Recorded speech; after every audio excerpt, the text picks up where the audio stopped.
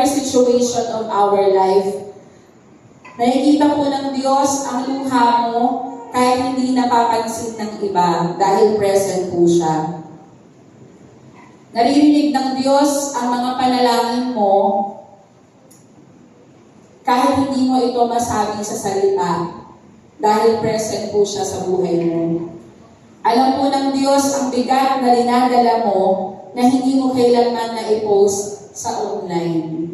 Di ba po? Most of the time po tayo lahat, di ba po, kapag meron tayong, di ba po, lalo na po kung ma-social media ka, di ba po, yung, napapansin niyo po ba yun? Yung parang bawat kibot, post sa Facebook, status sa Facebook, di ba po? Pero tayo po, kahit hindi po natin i-post yung mga nararamdaman natin, kahit hindi po natin i-post yung sitwasyon ng buhay po natin, binibigyan po tayo ng atensyon ng Panginoon o nakikita po ng Panginoon Diyos iyon dahil present po siya sa buhay ng bawat isa po sa atin. Remember, tayo pong lahat, we are seen by God fully, personally, constantly. Andiyan po yata yun sa slide. So, tayo pong lahat, nakikita po ng Diyos ang lahat po sa atin. Naalala ko po, sabi rin po dun sa Luke chapter 12, di ba po, sabi po niya, dun po sa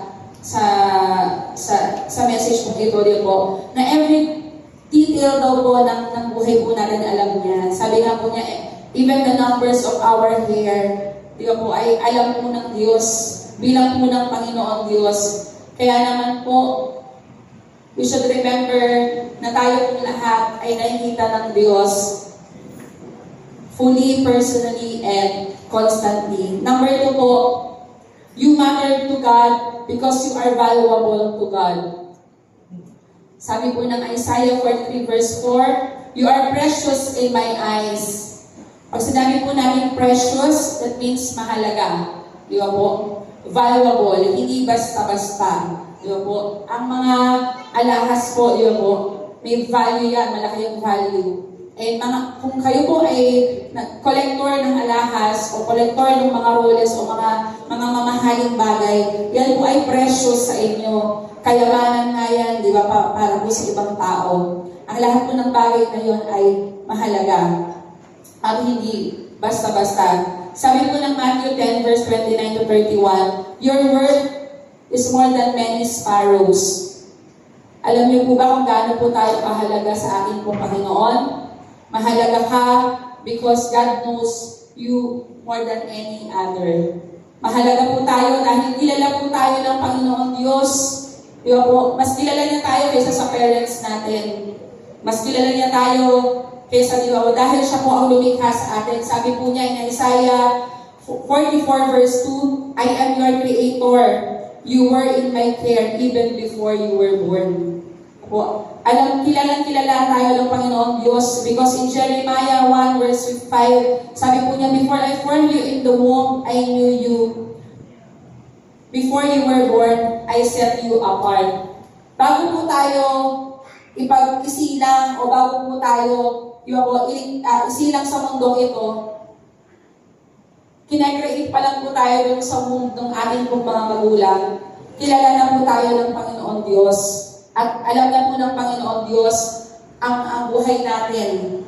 At andun pa lang po tayo sa creation is may pagpapahalaga na po ang Panginoon Diyos sa bawat isa po sa atin. Psalms 139 verse 1 to 3 says, O Lord, you have examined my heart and know everything about me. You know when I sit down or stand up. You know my thoughts even when I am far away. You see me when I travel and when I rest at home. You know everything I do. Lahat po ng ginagawa natin walang sikreto sa Panginoon Diyos. Kung may mga sikreto kang tinatago sa magulang mo, sa kaibigan mo, sa Diyos lahat po yan ay lantad. Alam po ng Panginoon Diyos ang lahat ng nangyayari sa buhay po natin. You are valuable to God because God is concerned about you. May pakialam po ang Panginoon Diyos. In Psalms 32 verse 8, the Lord says, I will guide you along the best pathway of your life. I will advise you and watch over you. Ang Diyos po mismo ang nagsabi, ang Diyos ang nangako sa bawat isa po sa atin that He will instruct us personally. And He will teach His children. Tayo pong mga anak niya, bibigyan niya tayo ng instruction. Tayo pong mga anak niya, tuturuan po niya tayo.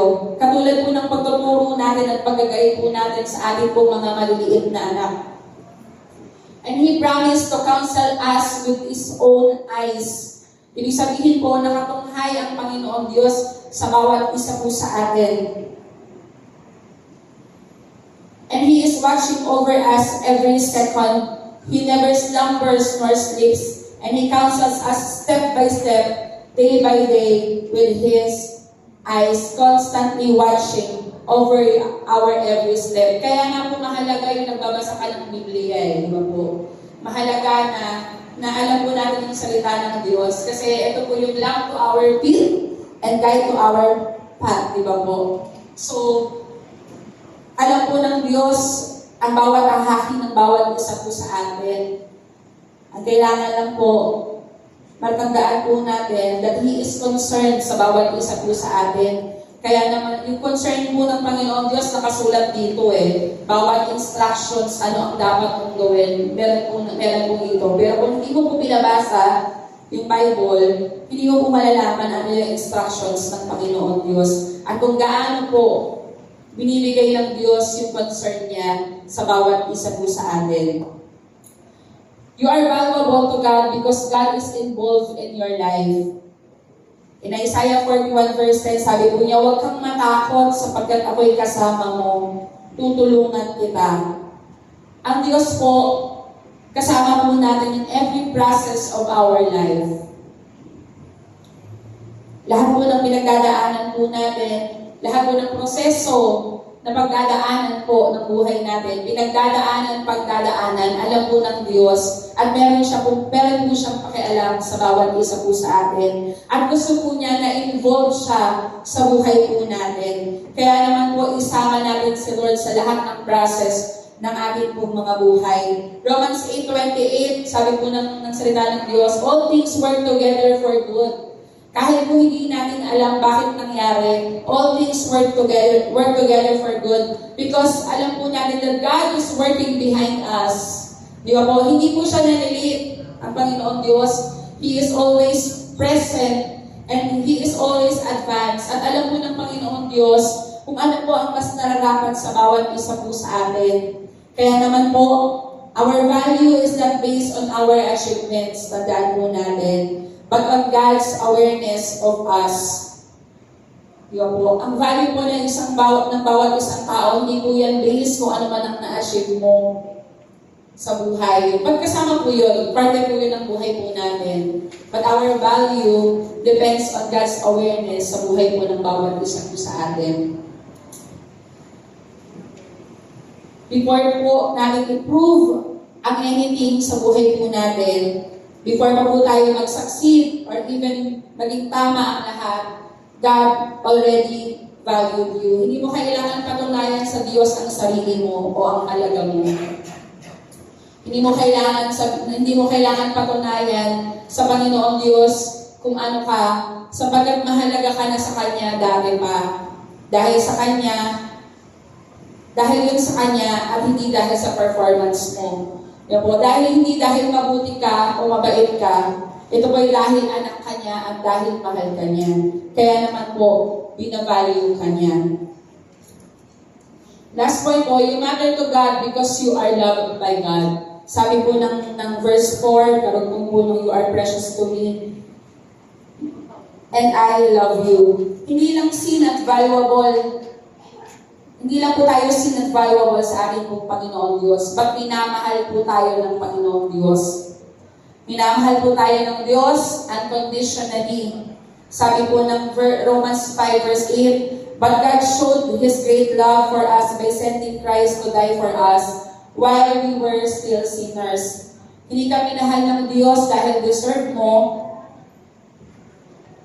ngunit minahal ka niya kahit makasalanan ka pa. At binayaran ni Jesus ang buhay mo sa krus.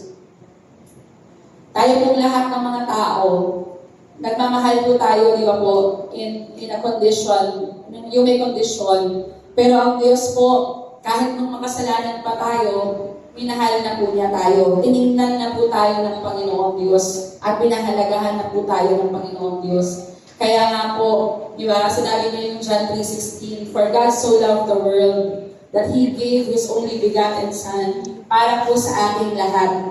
Because mahal po tayo ng Panginoong Diyos unconditionally.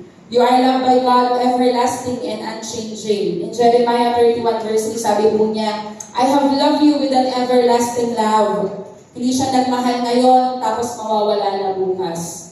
Ang mga tao po, pag nagmahal, minsan po, di ba, fall out of love daw. Hindi siya nagmamahal lang kapag deserving ka. Because sa mundo pong ito, love has boundaries. Sa mundo pong ito po yung gustong ipakita sa atin. I love you in good times. I love you until I get bored with you. I love you until I don't need you more. I love you until someone better comes along. I love you until your looks change. I love you until you let me down. Ganun po di ba? Kung parang nagbabago yung pagmamahal, nagbabago yung antas ng pagmamahal ng isang tao. Minsan kapag ka nagkamali ka, ang pagmamahal niya nawawala, naaalala niya kung ano yung mali mong ginawa. Ganun po tayong mga tao. Di ba po? Ganun po yung pagmamahal natin, mababaw. But ang love po ng Panginoong Diyos sa bawat isa po sa atin is everlasting and unchanging. Ang pagmamahal po niya, before you were born, He loved you. Before you even knew about Him, He already loved you. When you knew of Him, but you didn't love Him back, He loved you. When you accepted Him, He loved you. When you left Him for a short while, He loved you. If you still haven't come back, He loves you. And if you are back, He loves you. He never stopped loving us. Hindi po tumitigil ang Diyos sa pagmamahal sa bawat isa po sa atin. God's love is what makes any of us valuable, accepted, and special. Kaya po sabihin po natin sa umagang ito, I am loved by the Lord. I am loved by the Lord. Mahal po natin ng Diyos, minahal po tayo ng Diyos by proving His love through Jesus. Alam po natin yan. In 1 John chapter 4, verse 9 to 10, God showed His love among us. He sent His one and only Son. Hindi lang niya sinabing mahal kita, ginawa niya sa pamamagitan ni Jesus sa krus. Ibinigay po niya si Jesus sa bawat isa po sa atin. And the cross is God's loudest declaration, you are deeply loved. Ang cross daw po signifies not only the sacrifices of Jesus, but it's the loudest declaration na tayo pong mga tao, ang bawat isa po sa atin ay mahal na mahal ng ating pong Panginoong Diyos.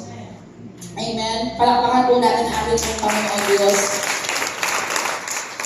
And the cross is a reminder to all of us na ang sakripisyo po ng Panginoong Diyos sa bawat isa po sa atin ay hindi po dahil lang para iligtas niya tayo, but dahil sa pagmamahal po na meron ng ating pong Panginoon sa bawat isa po sa atin. Sa bahay po namin, pag akyat po ninyo ng second floor, yan, meron pong isang frame doon, cross-stitch frame, yan po yun. Hindi ko po alam kung bigay ito o ginagawa, hindi ko na po maalala. Pero sabi po ng message ng frame, it wasn't nails that led Him to the cross. It wasn't nails that led Jesus to the cross. Ang bagay daw po bakit nangyari yung pagpapako sa Panginoon sa krus is because of His love for you and me.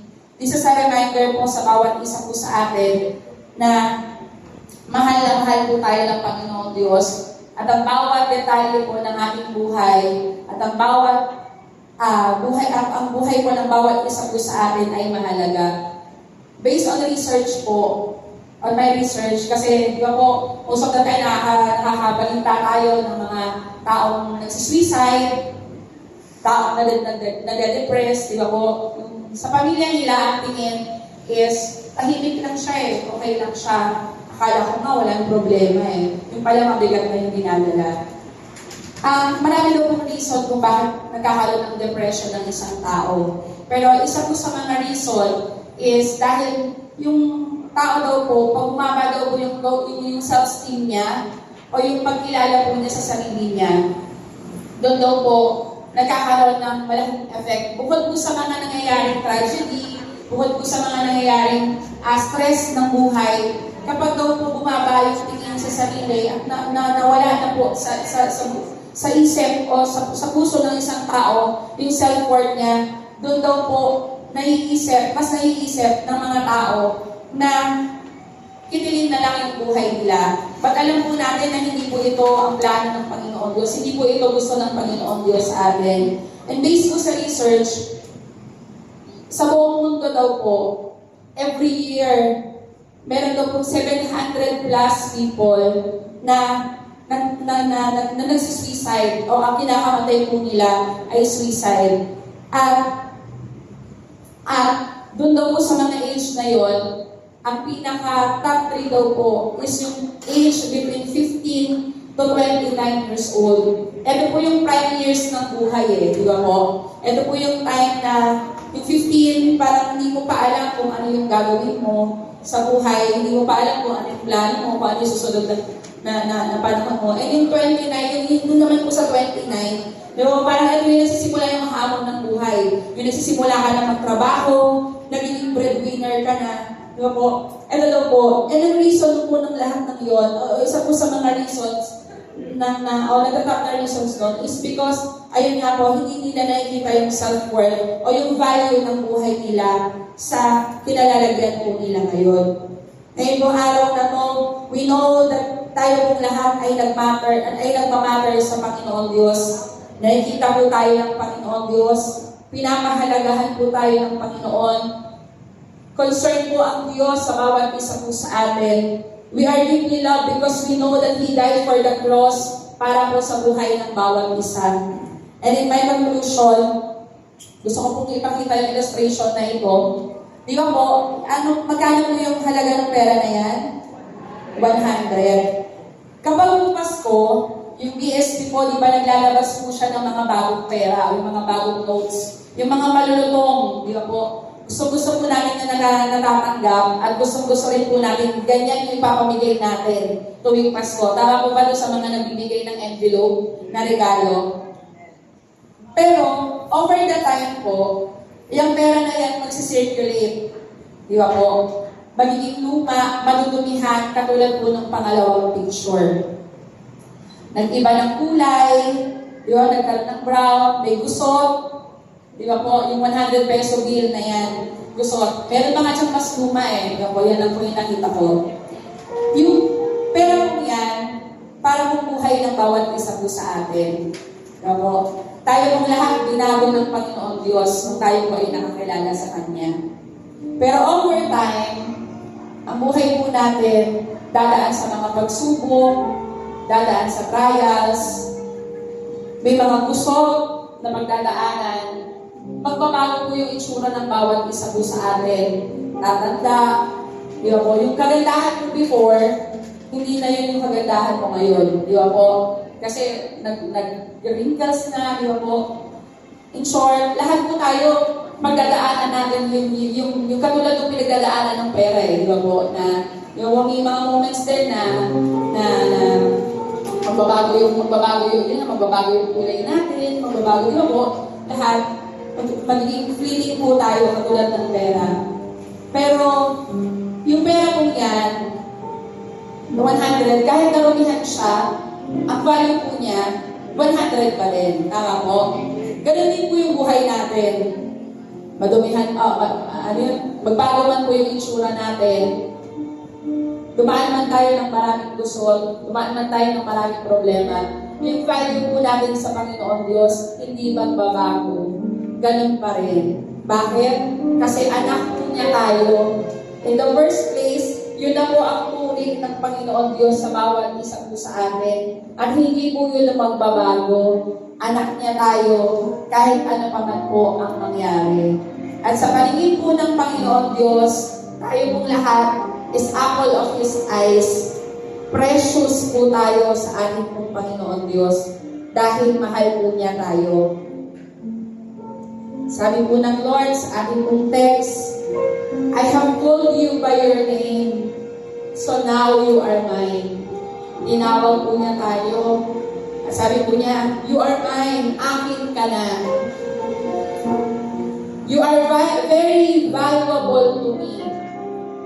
You are my special people.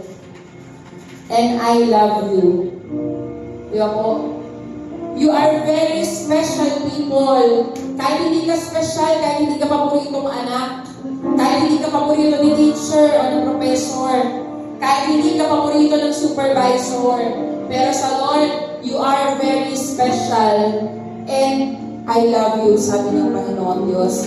Sabi mo ng Panginoon, so I will give other people to their enemies to keep your lives safe. Other nations will pay the price instead of you. Sa iba pong salin, sabi niya, to me, you are very dear and I love you. That's why I gave up nations and people to rescue you.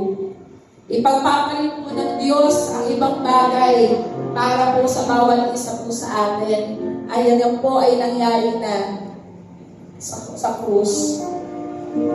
Kailangan na lang po natin, lagi po natin i-remind ang ating pong mga sarili na tayo pong lahat ay mahalaga at special sa ating pong Panginoon Diyos. Precious po tayo sa Panginoon dahil mahal po niya tayo at tayo po ay anak po ng Panginoon. Tumayo po tayong lahat.